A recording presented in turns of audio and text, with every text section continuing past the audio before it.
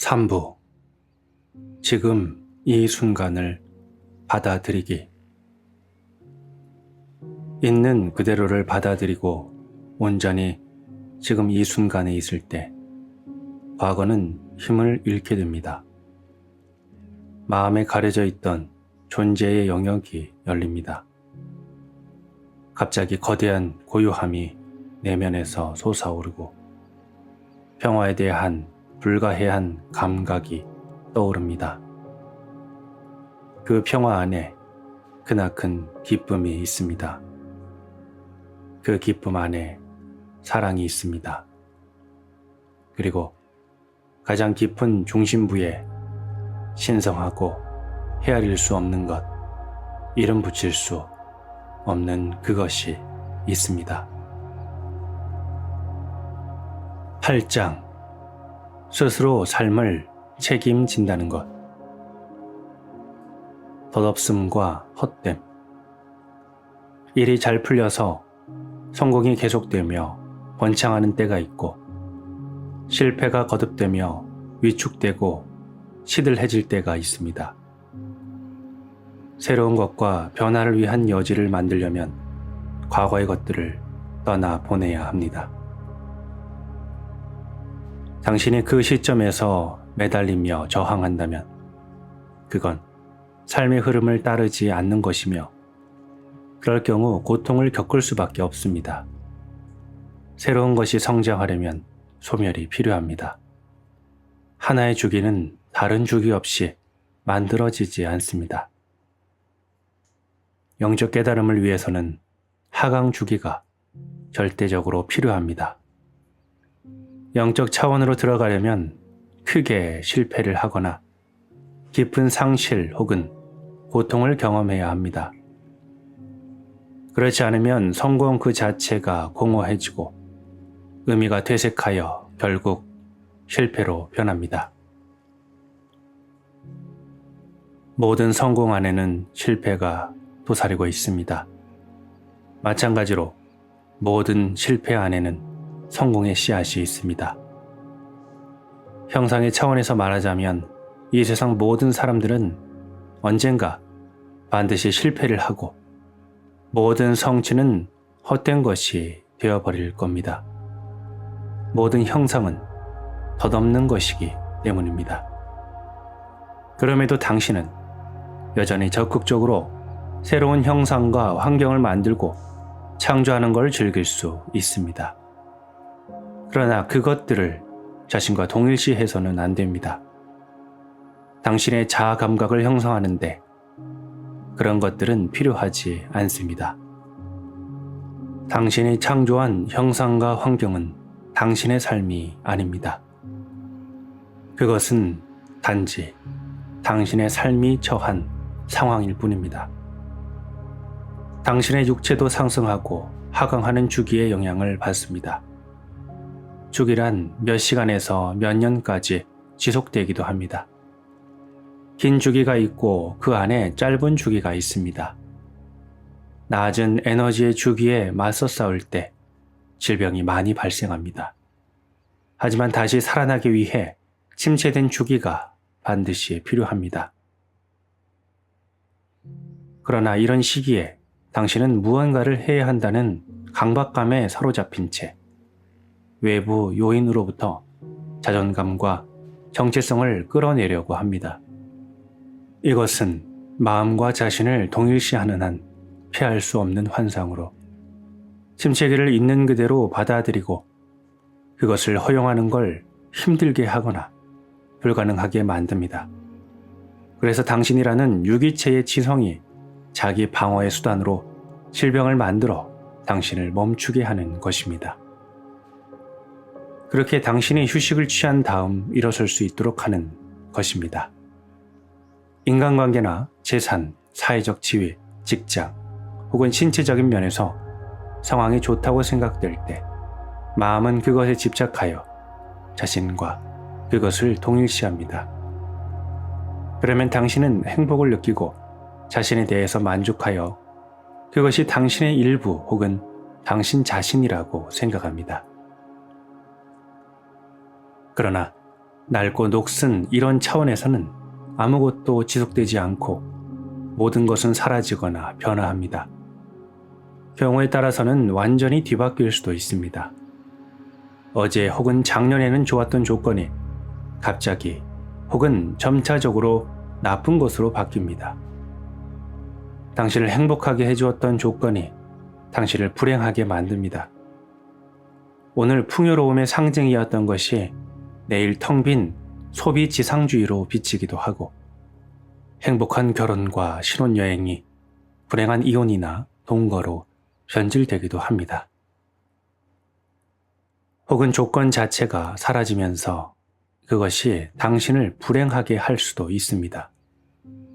마음의 애착을 갖고 동일시했던 조건이나 상황이 변하거나 사라질 때 마음은 그것을 받아들이지 못합니다.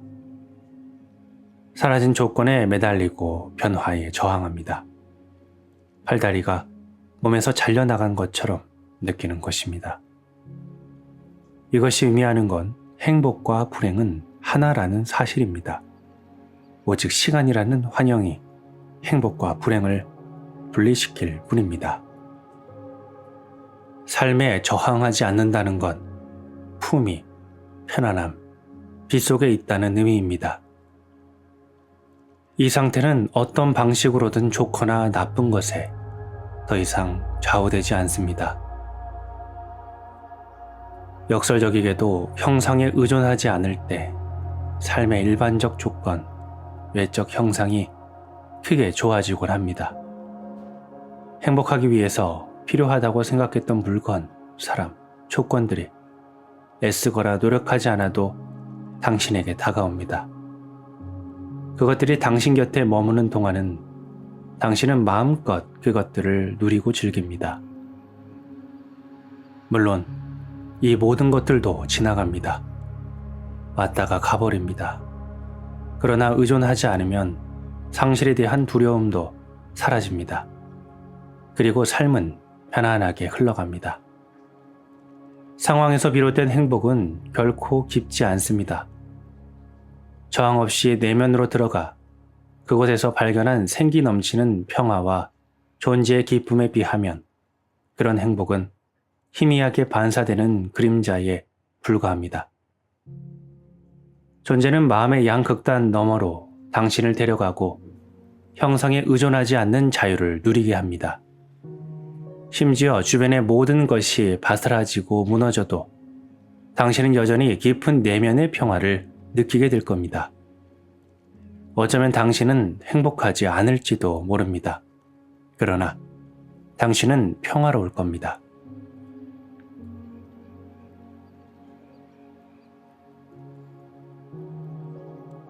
스스로 투명해지기. 모든 내적 저항은 어떤 형태로든 부정적인 감정으로 나타납니다. 부정적 감정이 나타나는 건 마음이 저항하기 때문입니다. 이런 맥락에서 두 단어는 동의어라고 할 수 있습니다.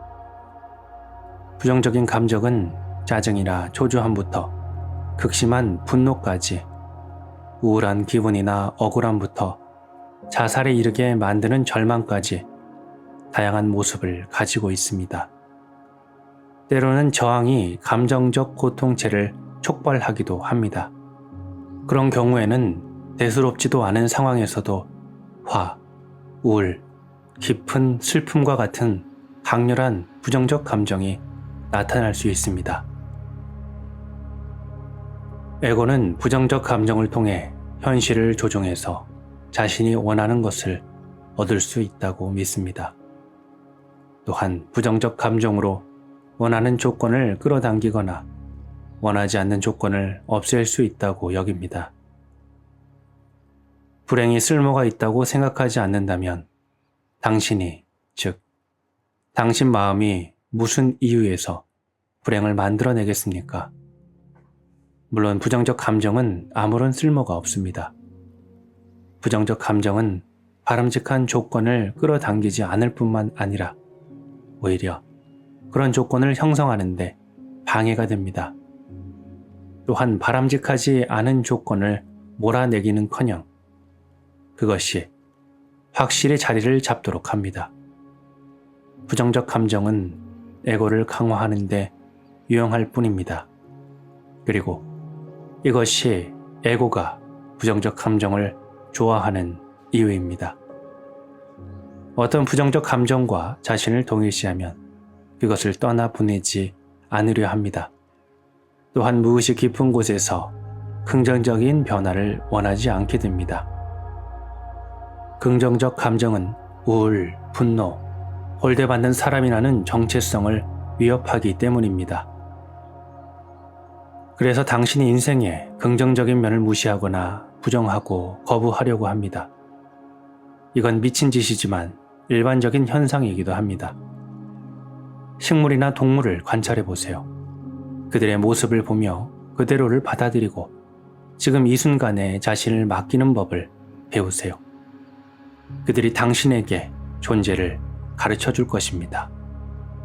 그들에게 온전함을 배울 수 있을 겁니다. 그들에게서 하나가 되는 것을, 당신 자신이 되고 실제하는 것을 배워보세요. 그들이 어떻게 살고 어떻게 죽는지, 삶과 죽음을 어떻게 자연스럽게 받아들이는지 가르쳐 줄 겁니다. 반복되는 부정적인 감정에는 질병과 마찬가지로 어떤 메시지가 담겨 있습니다. 직업, 인간관계, 주변 환경 등과 관련하여 당신에게 어떤 변화가 일어났다고 해도 의식 차원에서 변화가 일어나지 않는다면 그건 그저 허울에 불과합니다.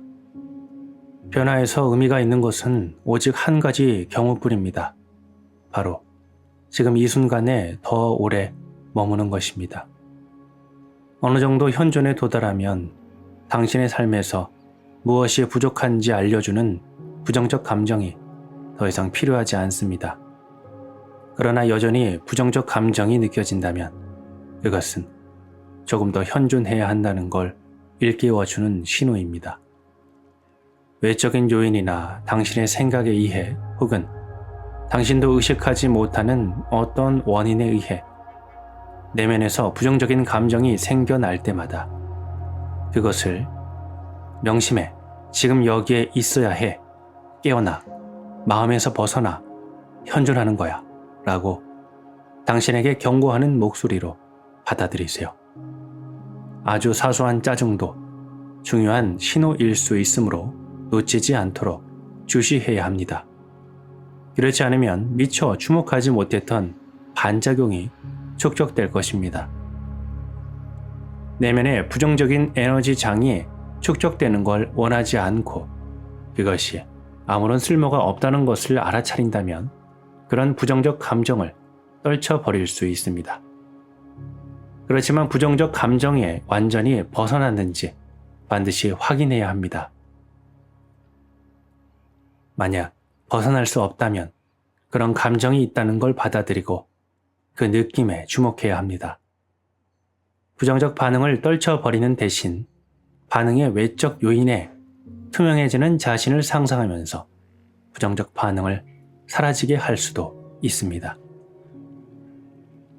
우선 작은 일, 아주 사소해 보이는 일로 연습을 해보는 것이 좋습니다. 당신이 집에 가만히 앉아 있다고 상상해 봅시다. 갑자기 길 건너편에서 날카로운 자동차 경적 소리가 들리고 짜증이 납니다. 짜증의 목적은 무엇일까요? 아무런 목적이 없습니다. 당신은 왜 짜증을 냈을까요? 당신이 짜증을 낸 것이 아닙니다. 당신의 마음이 짜증을 낸 겁니다. 그것은 완전히 자동적이고 완전하게 무의식적인 반응입니다. 마음은 왜 짜증을 만들어냈을까요? 어떤 형태로든 부정적 감정이나 불행에 저항하면 바람직하지 않은 조건이 해소될 거라고 무의식적으로 믿고 있기 때문입니다. 물론 이것은 착각입니다. 앞에서 말한 경우에는 짜증과 화로 나타난 것처럼 바람직하지 않은 조건에 대한 저항감은 그것이 해소하고자 하는 원래의 원인보다 더 복잡한 문제를 일으킵니다. 하지만 이 모든 것은 영적 수행을 통해 변화할 수 있습니다. 자신이 투명해지는 것을 느껴보세요. 물질적으로 견고한 당신의 육체가 없는 상태라고 느껴보세요. 이제 소음을 비롯해 부정적인 반응을 일으키는 것은 무엇이든 당신을 통과해 가도록 두세요.